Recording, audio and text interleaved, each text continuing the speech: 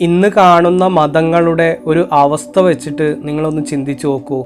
അതൊക്കെ ദൈവം ഉണ്ടാക്കിയതാണോ അതോ മനുഷ്യനിർമ്മിതമാണോ? ദൈവികമായ ഒരു ആദർശത്തിന് എങ്ങനെയാണ് മനുഷ്യരെ തമ്മിൽ അകറ്റാനാവുക? പരസ്പരം ചേർത്ത് പിടിച്ച് സ്നേഹിക്കാനും താങ്ങും തണലുമാകാനല്ലേ ദൈവികമായ ഒരു ആദർശം പ്രേരിപ്പിക്കുക? നമ്മളിൽ ഭൂരിഭാഗം വിശ്വാസികളും നമ്മുടെ മാതാപിതാക്കൾ എന്തൊന്നിൽ നിലകൊണ്ടുവോ അത് തന്നെ തുടർന്ന് ഫോളോ ചെയ്യാൻ ഇഷ്ടപ്പെടുന്നവരാണ്. സത്യത്തിൽ മതത്തിന്റെ മൂല്യങ്ങളെല്ലാം ചോർന്നുപോയി കേവലം വൈകാരികമായ എന്തോ ഒന്നായി മതത്തെ കാണുകയും അതിന് പുറത്തുള്ളവരെയൊക്കെ ശത്രുപക്ഷത്ത് കാണുന്ന മനോവൈകൃതങ്ങൾ പേറുന്ന പണ്ഡിത പുരോഹിതരുടെ നിലപാടുകൾ യഥാർത്ഥത്തിൽ ദൈവികമാണോ? പലപ്പോഴും വിശ്വാസികളെ ദൈവ വഴിയിൽ ജീവിക്കാൻ സമ്മതിക്കാത്ത തരത്തിലുള്ള ഇടപെടലുകളാണ് മതമേലധ്യക്ഷന്മാരെന്ന് പറയുന്ന ആളുകൾ ചെയ്തുകൊണ്ടിരിക്കുന്നത്.